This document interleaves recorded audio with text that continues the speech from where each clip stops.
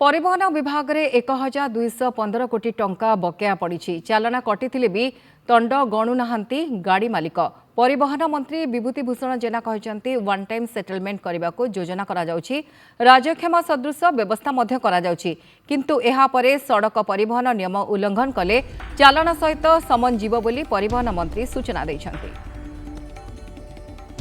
तेबे जोरिमाना आदाय पई नुआ तरीका परिवहन मंत्री मध्य सूचना दे सारी कहते कि वर्तमान नियम जो माने उल्लंघन करेंगे चालाना सहित समन जीव बोली परिवहन मंत्री मध्य सूचना देछन्ति। पुणी थे से खबर पर नजर पकईदेवा कहुच्छी कि जो माने वर्तमान खिलाफ करछन्ति बा चालान कटिथिले भी दंड गणुना गाड़ी मालिक जो माने परिवहन मंत्री विभूति भूषण जेना कहते वन टाइम सेटलमेंट करने को योजना करा जाउछि।